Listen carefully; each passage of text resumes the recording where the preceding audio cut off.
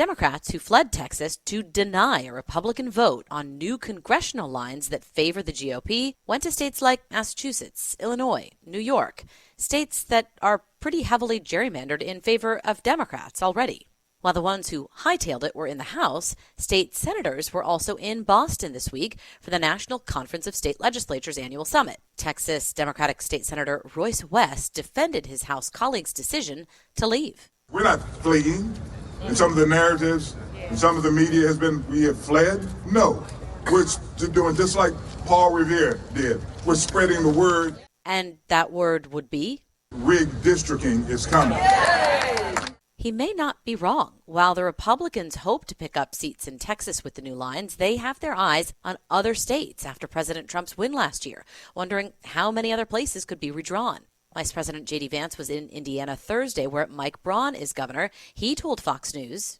In Indiana, we've become more Republican over time, and these maps probably need to be looked at anyway. It is unusual to do it outside of a census, but here I think you're going to find Missouri, Ohio, Texas, and maybe other states doing it. It might not be an easy path, though, as former senior advisor to President George W. Bush, Karl Rove, noted on Fox News, saying while the GOP is aiming for 5 seats in Texas, one of those seats requires the Republicans to beat a popular, albeit troubled Democratic incumbent who ran 6 points ahead of Kamala Harris last fall and is one of the 13 Democrats who won a seat that Donald Trump carried.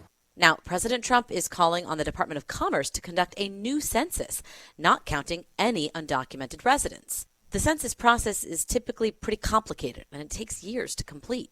By law, this is every 10 years, but logistically, people say just trying to weed through every household, every homeless shelter. I mean, this is such a massive undertaking. Shannon Bream is the anchor of Fox News Sunday. And, there have been fights over the last several years about whether or not everybody who's in this country, regardless of their legal status, gets counted or not, whether they get congressional representation or not. So it's a massive undertaking that I'm not even sure can happen. But the thing is with these redistricting issues, those are done state by state. So if they do want to redo this in the middle of a decade, some states, it's completely legal. Other states, it's not. They can't do it. They'd have to change their law, amend their state constitution. It's really going to be a patchwork because these all, 50 states, the laboratories of democracy, it's not a blanket set way of doing it across the country. Now, speaking of that patchwork, it sounds like Indiana's Governor Mike Braun, he said just because it's an unusual time to do this outside of the turn of the decade, it doesn't make it the wrong time necessarily. And to your point, it could be a state-by-state situation. He says, we're going to look at it in our state. It sounds like other red states are looking at maybe redistricting in the middle of the decade, like before midterms. Is this spreading from Texas? They might. And I think that we'll see, obviously, the fallout from Texas, how this does work, doesn't work. And other states, there's a hard sell from the White House for these other red states to consider doing this. And again, some of them can, some of them can't.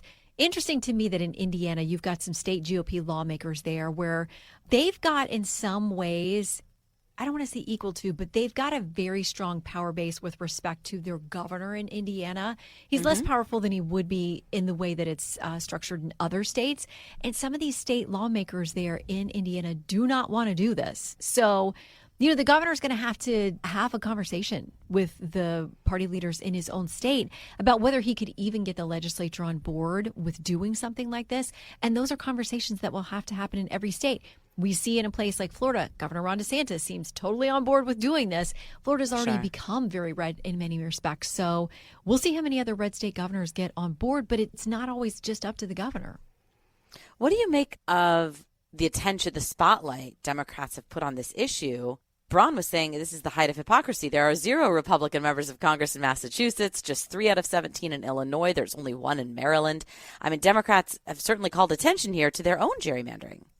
And that's the thing, is that if this does get in a tit for tat, a fight between blue states and red states, a lot of folks will tell you blue states and, scholars and analysts who dig into these, blue states have kind of maxed out, many of them, not all of them, but many of them on what they could do in redistricting or gerrymandering, however you want to refer to it. They've already been so aggressive with this that there's not a whole lot of juice left for them to squeeze. out of this orange if they decide to do it in their states. But red states will look around and say, like, no, we haven't maximized this, so maybe this is our opportunity. But there are also those who caution, listen, the Republicans can't hold on to that House simply through some redistricting of a few seats. It may be helpful to them, but they're really going to have to message on things like the big, beautiful bill, on the economy, on tariffs, on cutting Medicaid beneficiaries. I mean, all these things they're going to have to go out and campaign on. It won't be simply through redistricting a few seats here and there that they hold on to the House. They've got to have more than that. And finally, on this topic, Shannon, just the legal aspects here. Senator Cornyn of Texas said this was not the way to handle this, to run away, to deny Republicans the quorum. You don't like an issue, vote on it, then message on it. File a lawsuit afterwards, which we would expect. I mean, there's been plenty of redistricting / gerrymandering lawsuits that seem to happen every decade. Why wasn't that the sort of tactic that was followed? Why the drama? Well, I think part of it is the optics of it. I think that this makes a big statement. It gets a ton of headlines. It really is at a time when polling shows us, including ours, Democrats are unhappy with their own party. They feel powerless, at least at the national level. They don't control the House, Senate, or White House. And so they're going to do things that are a little bit more out of the box to get the attention, to leverage however they can. And for them, this is one of the only ways to stop it, was just to leave the state. They know they've got fines to pay. They know that there will be possible penalties. You've got the attorney general there in Texas who has filed legal action, and the governor separately, who, by the way, is going to be our exclusive guest on Fox News Sunday.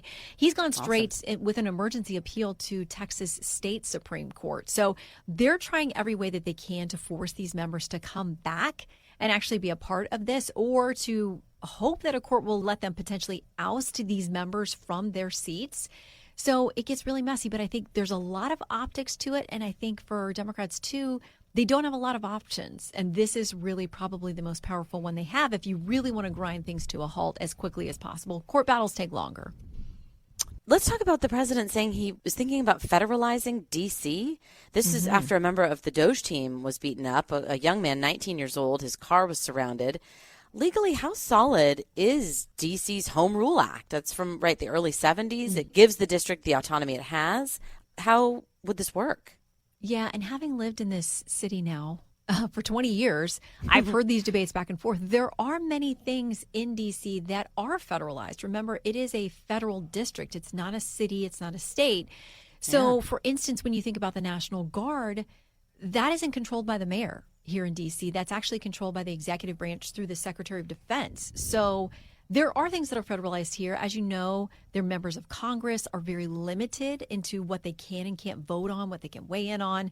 And the House has a lot of power to override D.C. policy in Washington. So there are limits here. But if you're talking about putting troops on the streets and, the president talks about we got to crack down on this crime, he may already have the power to do those kinds of things because the executive branch here in D.C. does have the say over mobilizing the National Guard, for instance. I mean, there are powers he already has that allow him to take steps as president that would be unusual, that wouldn't ever apply to any other city. But this being a federal district, there's a lot of power and a lot of autonomy that D.C. doesn't have. It's very unique. Let me ask you also another legally question. Office of the Special Counsel investigating Jack Smith. This name is familiar to us from last year. He was the special prosecutor tapped during the Biden administration to investigate President Trump, and he went on to charge then former president / candidate for president again in the cases involving the Mar-a-Lago documents and January 6th. What is OSC, this office, looking at here pertaining to Smith's actions? Normally, they look at issues involving federal employees and kind of civil service employees.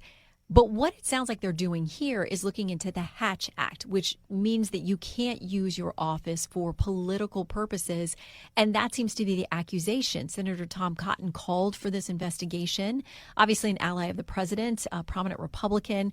And the idea being that Jack Smith, potentially accused of using his power to bring these criminal indictments against the president as a political act. So it's about the Hatch Act, which really kind of the worst case scenario if you get in trouble under the Hatch Act is something like losing your job, which Jack Smith doesn't have anymore. He's not prosecuting any of those crimes. Those cases are not active. They're not happening. So, some say it is to help the president feel like he's following through on the fact that he was going to push back on people he felt like had used political power unfairly to come after him and to try to disable his 2024 run for the presidency. So we'll see where it goes. It's supposed to be an independent body, and we now wait to see what they find. Is it also maybe because we were told when the president became president and these cases were dropped that these cases could come back? Yeah, I mean, it's possible that, the White House is not directly involved with this. I think Tom Cotton suggesting it and the ball being picked up by that office, it's autonomous, but clearly we know how the president felt about Jack Smith. Yeah. You have to think about with the immunity ruling from the Supreme Court, giving the president a lot of protection on these issues. It's hard to imagine that they would come back to life in some form or fashion, but President Trump evokes a lot of passion from people on both sides of the aisle, and our political, universe has gotten so crazy that I never rule out anything anymore. Yeah. I don't know about you, but I think anything is possible. It's so true. And every week is a whirlwind. And speaking of the whirlwind, our own Bill Hemmer was in Gaza this week. Just incredible stuff. Very limited access, obviously, to the Gaza Strip. And he spoke to Prime Minister Netanyahu Thursday, who said that they do plan to take over all of Gaza, but only for the time being to ensure Israel's security. So not a permanent commitment to retake this area, which is a really important distinction. Shannon, I just want your thoughts about kind of the messiness of this and what you're sort of watching to see here, because there's a lot of division among Israelis. They want their hostages home. They do, absolutely. And I think everybody agrees on that. The execution of that and how it happens is where they've been at odds for more than 2 years. Well, coming up on 2 years. So I thought it was very wise of Prime Minister Netanyahu, who's under a ton of heat, a ton of fire, to say, we don't want to hold on to this. And not only do we want to try to secure our own safety here as Israelis, we want to free the Palestinian people from the grip of Hamas. So what our plan is to make sure we take over this entire area to make Hamas is fully rooted out, make sure that happens.